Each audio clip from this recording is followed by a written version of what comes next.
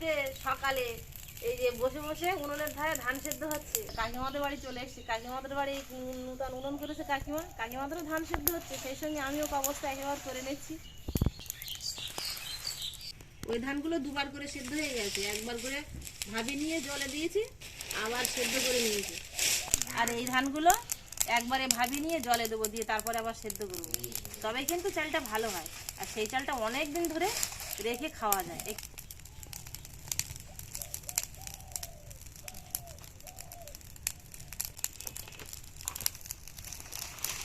নমস্কার বন্ধুরা, সুপ্রিয়া কিচেনে আবারও আপনাদের সবাইকে স্বাগত জানাই। আজকে বানাবো, দেখুন আমার হাতে মটন, এই মটন কষা বানাবো। মটনগুলো কিন্তু দোকান থেকে এরকম ছোট ছোট করে কেটে এনেছি, খুব একটা বড় করে কাটা নেই মটনগুলো এবার কিছু মশলা মাখিয়ে নেব। লবণ, হলুদ গুঁড়ো, লঙ্কার গুঁড়ো সবগুলোই এক চামচ করে দিয়েছি। আর ধনে গুঁড়ো দেব হাফ চামচ, আর দিয়ে দেব সর্ষের তেল। এইবার সব কিছু খুব ভালো করে এইভাবে হাত দিয়ে মশকিয়ে নেব, চাপ দিয়ে দিয়ে। এখানে আমি জায়ফল নিয়েছি, এই জায়ফলটা কিন্তু একদম অন্যরকম। দেখুন ভেতরে বীজটা আছে আর উপরের এই যে খোলাটা আছে, আমি শুধু উপরের এই খোলাটাই নেব এক টুকরো। খোলাটা দিয়ে দেবো, আর দিয়ে দেবো অল্প একটু জয়িত্রীর টুকরো। আর এখানে নিয়েছি কসুরি মেথি, একসাথে গরম করে নেব। আমি মটন কষার মধ্যে আজকে আলু দেব, আলুগুলো ভেজে নেব। কড়াই দিয়ে দেবো সর্ষের তেল,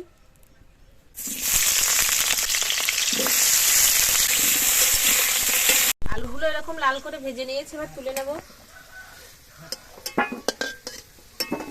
দিয়ে দেবো দুটো তেজপাতা, একটা দারচিনি, 3টে এলাচ আর 3টে লবঙ্গ।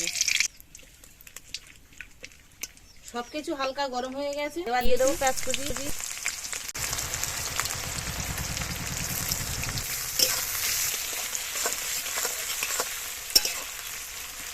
পেঁয়াজের মধ্যে দিয়ে দেবো অল্প একটু লবণ, তাহলে পেঁয়াজটা তাড়াতাড়ি সেদ্ধ হয়ে যাবে আর পেঁয়াজের থেকে জল বেরিয়ে যাবে। পেঁয়াজটা হালকা এরকম লাল করে ভেজে নিয়েছি, এবার দিয়ে দেবো থেতো করা রসুন। রসুনটা কিন্তু আমি পুরোপুরি একদম বেটে নিইনি, এরকম অর্ধেক থেতো করে নিয়েছি। রসুনটা দিয়েও খানিকক্ষণ ভেজে নিয়েছি, এবার দিয়ে দেবো লঙ্কা বাটা আর দিয়ে দেবো আদা বাটা। সব কিছু মশলা হালকা করে খানিকক্ষণ ভেজে নিয়েছি। এবার এর মধ্যে দিয়ে দেবো আমি 1 চামচ চিনি। চিনিটা দিলে মশলার কালারটাও খুব সুন্দর হবে আর রান্নাটা খেতেও কিন্তু ভালো লাগবে। এবার দিয়ে দেবো হলুদ গুঁড়ো, কাশ্মীরি লাল লঙ্কার গুঁড়ো। লাল করে কষিয়ে নিয়েছি, আর দেখুন সব কিছু প্রায় কিন্তু সেদ্ধ হয়ে যাওয়ার মতো হয়ে গেছে, সেদ্ধ হয়েও গেছে। এবার এখানে ম্যারিনেট করা মটনটা দিয়ে দেবো।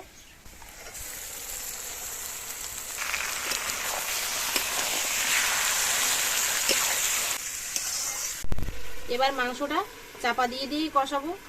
উনুনের জালটা মিডিয়াম টু লোতে রেখেই মাংসটা কষাবো। চাপা দেওয়ার পরে মাংস থেকে যে জল বেরোনো শুরু করছে, মাংসটা আস্তে আস্তে কিন্তু এইভাবে কষাবো, এক্ষুনি আর জল দেবো না। এ সাইডে আমি যে মশলাগুলো ভেজে রেখেছিলাম, সেই মশলাগুলো শিলে গুঁড়ো করে নেব।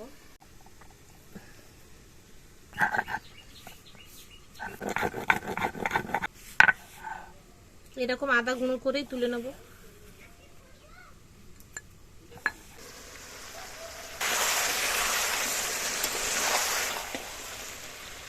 সমস্ত মশলাটা কিন্তু আস্তে আস্তে এরকম গলতে শুরু হচ্ছে। চাপা দিয়ে দিয়ে মিনিট 10-15 মতো আমি কষিয়ে নিয়েছি। এবার এর মধ্যে আমি 50 গ্রাম মতো দই দেব, টক দই। দিয়ে দেবো ধনে গুঁড়ো আর দিয়ে দেবো জিরে গুঁড়ো। আগে দুবার আমি লবণ দিয়েছি অল্প অল্প, এবার আরো একটু অল্প লবণ দিয়ে দেবো।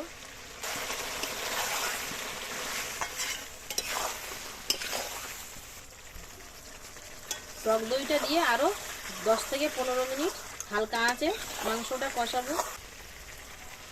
সাইড দিয়ে অল্প করে একটু জল দিয়ে দেবো। এইভাবে অল্প অল্প করে জল দিতে দিতেই কিন্তু 20 থেকে 30 মিনিট মাংসটা কষাতে হবে। জল দিয়ে কষানোর পরে দেখুন এই যে মাংসের গা থেকে এই যে তেল ছাড়া শুরু হয়েছে। আবারও আমি সাইড দিয়ে জল দিয়ে দেবো। তবে আমি যে জলটা ব্যবহার করছি সেই জলটা কিন্তু গরম জল, ঠান্ডা জল না।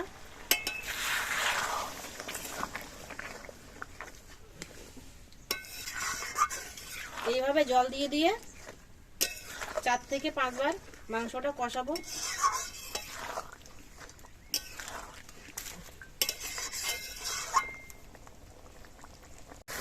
তিনবার আমি এরকম জল দিয়ে দিয়ে কষিয়ে নিয়েছি। এবার ভেজে রাখা আলুটা দিয়ে দেবো।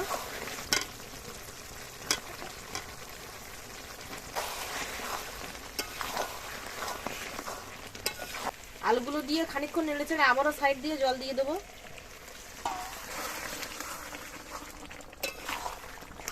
মাংসটা রান্নাটা কিন্তু প্রায় হয়ে আসছে, দেখুন গ্রেভিটা। আলু দেওয়ার পরে আবারও কিন্তু 2 থেকে 3 বার জল দিয়ে দিয়ে মাংসটা কষিয়েছি, দেখুন। আর আলুগুলোও কিন্তু এই যে সেদ্ধ হয়ে গেছে, মাংসগুলো এই যে সেদ্ধ হয়ে গেছে, দেখুন কত সুন্দর। গরম হাত দিতে পারছি না তাই খুন্তি দিয়ে আপনাদের দেখিয়ে দিলাম। মাংসের গ্রেভিটাও দেখুন কত সুন্দর হয়েছে।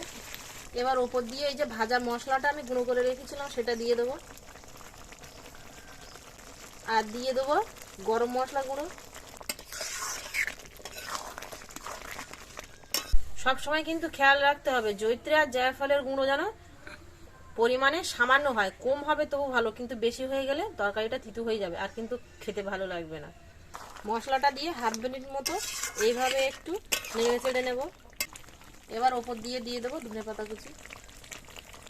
মটন কষাটা হয়ে গেছে, নামিয়ে নেব।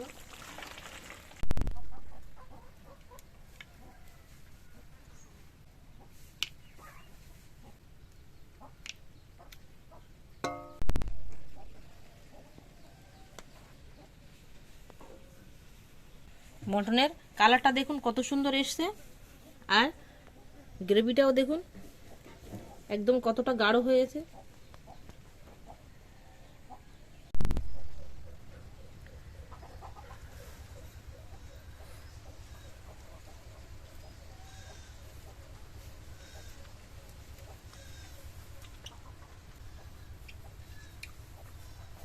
মটন কিন্তু হাড়ের থেকে টেনে ছেড়ে খেতেই ভালো লাগে।